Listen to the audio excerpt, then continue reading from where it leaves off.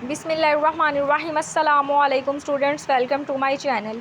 2 years paramedical courses, जो कि आपको पता है पंजाब मेडिकल फैकल्टी ने कुछ ऐसे कोर्सेज़ हैं जिनको एफएससी प्री मेडिकल के इक्वल कर दिया है।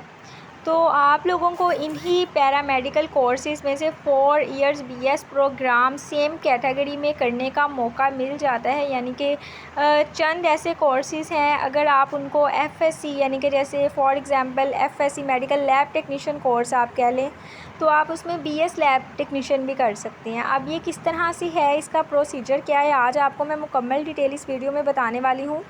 अब स्टूडेंट्स, अगर आप लोग मेडिकल फील्ड में सर्वाइव करना चाहते हैं और अपनी फ़ील्ड अपने प्रोफेशन के साथ बिल्कुल सिंसियर हैं, तो faculty of allied health sciences ने यानी कि जो बीएस प्रोग्राम थे उन्होंने उसी को शॉर्ट लिस्टेड करके उसको पहले 2 इयर्स प्रोग्राम में असिस्टेंट की कैटेगरी कर दिया है और बाद में उसको फर्दर 4 इयर्स का करके स्पेशलाइजेशन का कर दिया। ठीक है, यानी कि आप एक ही फील्ड में एक्सपर्ट तो होंगे, उसके बाद आप एक्स्ट्रा प्रो लेवल एक्सपर्टीज़ में आ जाएंगे। अब वो कैसे कि पैरामेडिकल कोर्सेज़ जैसा कि जो एफएससी के इक्वल हैं, आप मैट्रिक के बाद करते हैं, उसमें OT, MLT, dispenser, radiographer, imaging और उसके बाद फिजियोथेरापी 6 कोर्सेज़ हैं। ठीक है, पैरामेडिकल कोर्सेज़ जो एफएससी के इक्वल हैं। आपको मेरे चैनल पर वीडियो भी मिल जाएगी, मैंने डिटेल में बताया हुआ है।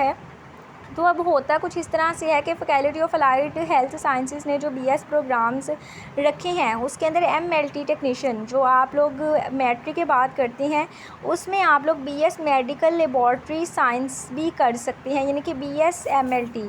अब अगर आपने 2 साल का यानी कि एफएससी प्री मेडिकल की थी, उसके बाद आप बीएस एमएलटी कर सकते थे, लेकिन अगर आप एफएससी एमएलटी करके बाद में बीएस एमएलटी करें तो देखिए आपको उसका डबल एडवांटेज मिलेगा कि एफएससी एमएलटी में आपके पास स्किल आ जाएगा, बीएस एमएलटी में आप स्पेशलाइज्ड बन जाएगा और बाद में आप एक्स्ट्रा प्रो लेवल के एक्सपर्टीज़ बन जाएंगे। फिर नंबर 2 पे आते हैं ऑप्थेल्मिक टेक्नीशियन, उसमें आता है बीएस ऑप्टोमेट्री। ठीक है, ऑप्टोमेट्रीज जो कि आपकी आई स्पेशलाइजेशन का होता है। तो ये जो कोर्सेज एफएससी के इक्वल हैं, इसका एलिजिबिलिटी क्राइटेरिया बीएस के लिए आपको एफएससी करना आपके लिए ज़रूरी है। तो जब आपने एफएससी इसी कैटेगरी में की हुई है, इक्वलेंस फार्म आपके पास, इक्वलेंस सर्टिफिकेट है एफएससी प्री मेडिकल का, तो आप लोगों को इजीली इन प्रोग्राम्स में एडमिशन मिल सकता है। नंबर 3 पे जैसे ऑपरेशन थिएटर टेक्नीशियन कोर्स है, ये भी एफएससी के इक्वल है। इसको अगर आप बीएस ओटी करना चाहते हैं तो उसका eligibility criteria FSc pre medical है। तो यानी कि इक्वलेंस सर्टिफिकेट अगर आपके पास है ओटी टेक्नीशियन का, तो आप लोग तो इसमें ईजिली आगे सर्वाइव कर सकते हैं, बीएस प्रोग्राम कर सकते हैं। इसी तरह नंबर 4 पे रेडियोलॉजी टेक्नीशियन, ठीक है, जो हमारा पैरामेडिकल कोर्स है, उसमें बीएस मेडिकल इमेजिंग टेक्नोलॉजी का एक आपके पास बीएस प्रोग्राम आ जाता है। यानी हर लिहाज से अगर आप लोग 2 साल यहाँ पे अपने इन्वेस्ट करते हैं तो आप लोग देखें उसका प्रॉफिट आप अगले 4 साल में भी हासिल करेंगे। अब इसमें डिफरेंस ये है स्टूडेंट्स कि अगर आप लोग इन कोर्सेज़ को करते हैं, अब जैसे नंबर 5 पे हमारे पास फिजियोथेरापी टेक का आ गया। ठीक है, फिजियोथेरापी टेक्नीशियन, ये भी एफएससी के इक्वल है, तो इसमें आप लोग डीपीटी कर सकते हैं, डॉक्टर ऑफ फिजिकल थेरापी। किसी भी बीएस प्रोग्राम को करने के लिए आपका एलिजिबिलिटी क्राइटेरिया होता है मिनिमम एफएससी प्री मेडिकल। अब ये पैरामेडिकल कोर्सेज़ तो ऑलरेडी एफएससी के इक्वल हैं, आप लोगों ने ये कोर्सेज़ किए हैं, आपके पास एफएससी का इक्वलेंस सर्टिफिकेट है, तो आप लोगों को इन बीएस प्रोग्राम्स में एडमिशन मिल सकता है। इसका सबसे ज़्यादा एडवांटेज कहाँ से मिलता है आपको? अब देखें कि अगर आप लोगों ने असिस्टेंट ओटी किया हुआ है, फॉर एग्जांपल आप लोगों ने ऑपरेशन थिएटर टेक्नीशियन का कोर्स किया है, 2 साल आपने अपने लगाए, आप लोगों के पास हुनर आ जाता है, स्किल आ जाता है, आप किसी भी ऑपरेशन थिएटर में यानी कि एज असिस्टेंट जॉब कर सकते हैं।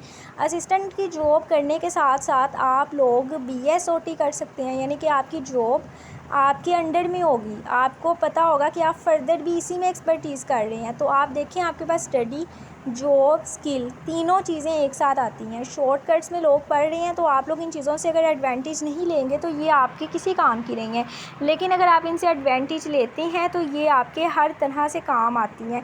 तो मेरा मकसद यही होता है कि अच्छी से अच्छी मालूमात मैं आप लोगों के साथ शेयर करूँ, ताकि आप लोग जो स्टडी कर रही हैं उससे आप लोग अर्न भी कर सकें। एफएससी प्री मेडिकल अगर आप सिंपल करते हैं तो आपको जॉब नहीं मिलती। ठीक है, आपको पता है इस बात का।